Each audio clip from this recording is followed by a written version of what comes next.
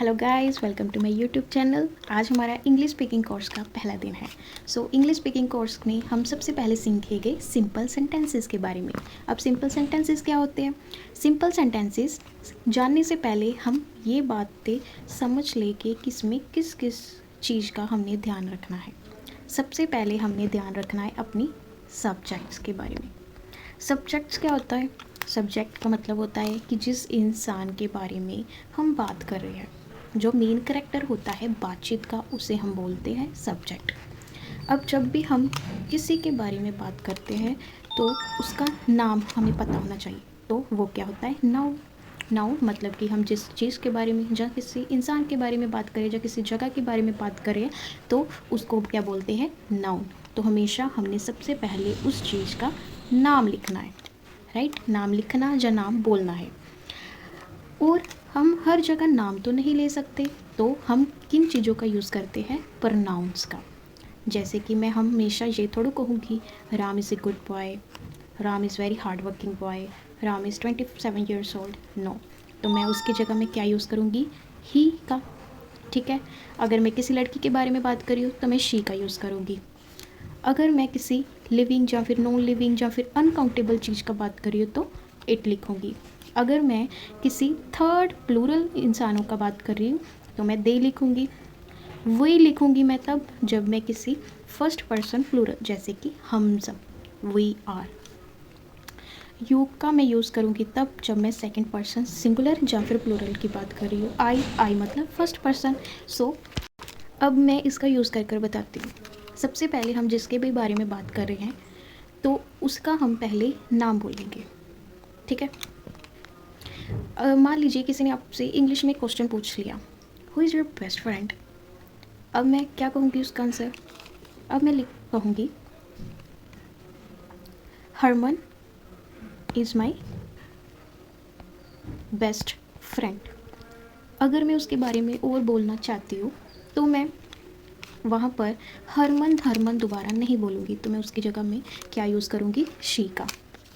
She is 25 years old. She is a very good girl. Right? So ये usage होता है हमारे sentences में नाउन और प्रोनाउन का, राइट? सो इसकी एग्जांपल अभी मैंने आपको दे दी है। तो आगे बात करते हैं हम कि सिंगुलर और प्लूरल क्या होता है। अब यहाँ पर लिखा है कि ही मतलब तीसरे पर्सन सिंगुलर के पास बारे में होता है। जैसे मैं हरमन की बात करी तो हरमन क्या है? एक इंसान है। सो वो क्या होगा? सिंगुलर। सो सिंगुलर मतलब एक इंसान के बारे, एक जगह के बारे में। ठीक है। प्लूरल क्या होता है? एक से ज़्यादा इंसानों के बारे में, एक से ज़्यादा। जब हम एक से ज़्यादा इन बारे में बात करें तो वो क्या होता है? प्लूरल। तो आपने ये सब ज़रूर अपनी डायरी में, कॉपी में नोट करना है कि ही का यूज़ थर्ड पर्सन सिंगुलर के बारे में, सिंगुलर में यूज़ होता है। शी का भी सिंगुलर में। इट का यूज़ हम कब करते हैं? जब कोई भी लिविंग, नॉन लिविंग, जहाँ कोई अनकाउंटेबल इंसान, जहाँ कोई प्लेस हो, जहाँ कुछ भी हो, ठीक है, जो जानवर हो, लेकिन हो एक ही, तब हम इट यूज़ करते हैं। अगर वो चीज़ें ज़्यादा हो तो दे यूज़ कर लेते हैं।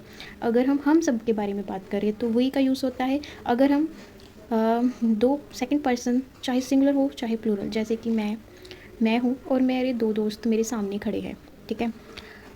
अगर मैं उनको कुछ कहूँ, you both are very good, तो मतलब कि वो दो इंसान हो गए, और मैं यू का यूज़ कर रही हूँ, you both are very good. First person क्या होता है? फर्स्ट पर्सन जैसे मैं आई, इसका यूज़ हमेशा खुद के लिए ही होता है। अब हम बात करते हैं सिंपल सेंटेंसेस के बारे में। सिंपल सेंटेंसेस होता क्या है?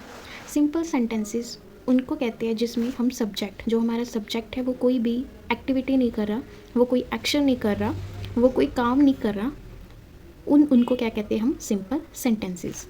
सो सिंपल सेंटेंसेस क्या होता है कि simple sentences are those in which subject is not said to be performing any action. मतलब कि हमारा जो सब्जेक्ट है वो कोई भी काम नहीं कर रहा, तो उसे हम बोलते हैं सिंपल सेंटेंसेस।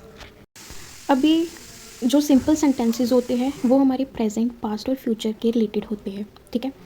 प्रेजेंट मतलब जो हमारा समय चल रहा है, पास्ट मतलब जो हमारा समय बीत चुका है, फ्यूचर मतलब कि जो समय हमारा आने वाला है, ठीक है। तो इनका बहुत इम्पॉर्टेंट रोल होता है, ठीक है। प्रेजेंट का मतलब होता है कि जो हम काम जो है की बात हो वो हमारा हो गया प्रेजेंट, जो हमारा था वो हो गया पास्ट। फ्यूचर जो काम होगा मतलब कि हम फ्यूचर में देखेंगे या करेंगे, राइट, तो वो हो गया हमारा फ्यूचर। सो इनका मेन इंपॉर्टेंट रोल होता है हमारी सेंटेंसेस में, हमारी इंग्लिश स्पीकिंग में, ठीक है। तो इनका ज़रूर ध्यान रखना। एक मेन चीज़, हम आज सबसे पहले सिंपल सेंटेंसेस के बारे में बात करेंगे अपनी क्लास में, क्योंकि हम एक एक करके सभी सेंटेंसेस को सीखेंगे, फिर हम आ जाएंगे टेंसेस पर। सो सबसे पहले आगे प्रेजेंट सेंटेंसेस। सो आज का हमारा जो मेन टॉपिक है simple present tense. Simple present tense में यूज़ होता है रूल का सब्जेक्ट के बारे में आपको मैंने बता दिया है पहले ही कि सब्जेक्ट क्या होता है, कि सब्जेक्ट जिसके बारे में हम बात करें तो सबसे पहले हमने उसका क्या लिखना है, नाम। तो उसे जो नाम हो किसी का तो उसे हम नाउन बोलते हैं, और बाकी के ही शी इट दे वो क्या होते हैं हमारे प्रनाउंस जो हमने लिखे हुए हैं, he she it they we you I, ठीक है। तो ये हो गया हमारा सब्जेक्ट। और हमने सब्जेक्ट के बारे में फिर क्या करना है, इज़, एम और आर का यूज़ करना है। और ऑब्जेक्ट हो गया कि बाकी की जो बात हो जाती है हमारी उसे बोलते हैं हम ऑब्जेक्ट। अब इसका यूज़ कैसे करते हैं, जो इज़ का यूज़ होता है वो हम थर्ड पर्सन सिंगुलर के साथ यूज़ करते हैं। थर्ड पर्सन कौन होता है, अब यहाँ पर देखिए थर्ड पर्सन सिंगुलर कौन है, ही या फिर शी, ठीक है। अब हम बात कर रहे हैं एम का यूज़ कहाँ होता है, आई के साथ। आर का यूज़ कहाँ होता है, बाकी जितने भी सब्जेक्ट्स हैं उसके साथ आर का यूज़ होता है। तो हम करते हैं किसी के साथ अपना रिलेशन बताने के लिए, किसी का कोई काम बताने के लिए, किसी का कोई उम्र बताने के लिए, एज, क्वालिटीज़ बताने के लिए। जैसे क्वालिटीज़ कौन सी होती है, हार्ड वर्किंग है, ऑनेस्ट है, क्विक लर्नर है, स्मार्ट है, इंटेलिजेंट है, किसी चीज़ में अच्छा है तो गुड एट किसी भी चीज़ में। अगर हमने किसी की फीलिंग्स बतानी है, नेचर के बारे में, नेचर क्या होता है, नेचर मतलब हमारा स्वभाव कैसा है। जैसे कि कोई इंसान एक्सट्रोवर्ट है, इंट्रोवर्ट है, एम्बीवर्ट है, ठीक है। अब नेचर की बात पहले हम कर लेते हैं कि नेचर कैसा कैसा होता है। सबसे पहले होता है हमारा नेचर एक्सट्रोवर्ट इंसान किसे कहते हैं, जो बहुत ज़्यादा फ्रेंडली हो, वेरी फ्रेंडली, उसे हम बोलते हैं एक्सट्रोवर्ट।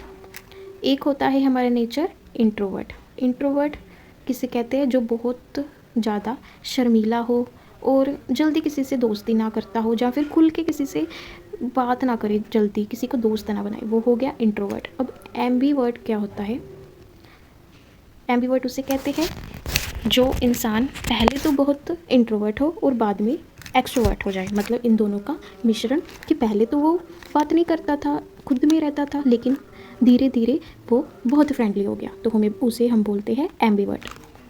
तो एम्बीवर्ट आपका आज का नया वर्ड भी हो गया, ठीक है। सो ये हो गया नेचर, लोकेशन कि हम कहाँ पर हैं, ठीक है, तो उसके बारे में हम बात करते हैं। अब इसका भी हमने अपने सेंटेंसेस में यूज़ करना है, ठीक है। तो अब मैं इन रूल्स का यूज़ कर इन सभी चीज़ों का यूज़ कर आपको सेंटेंस बताती हूँ कि कैसे बोलना है या फिर कैसे लिखना है। तो सबसे पहले आज से ही आपने खुद के बारे में लिखना, खुद के बारे में बोलना, अपने दोस्तों के बारे में बोलना शुरू कर देना है। स्पीकिंग स्टार्ट कर देनी है आपने आज से। वो कैसे, अभी बताती हूँ। जैसे सबसे पहले क्या है, subject is am are plus object, इन रूल्स का हमने यूज़ करना है, ठीक है। सिंपल सी बात लिखनी है। सबसे पहले जैसे कि मैं आपसे अपना रिलेशन बताती हूँ, ठीक है। सो सबसे पहला क्या हो गया, फर्स्ट इसका यू, आगे रूल क्या है, इज एम आर यूज़ करना है।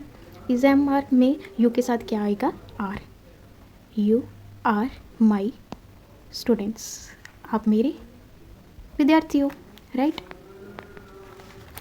सेकंड ऑक्यूपेशन, अब मैंने अपनी ऑक्यूपेशन बतानी है, ठीक है। आई एम ए टीचर, ठीक है। अब उम्र बतानी है। I am 27 years old.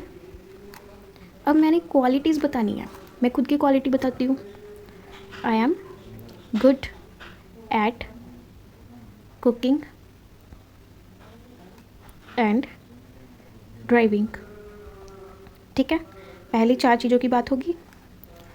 अभी इसको हम पहले छोटा कर लेते हैं, वेट।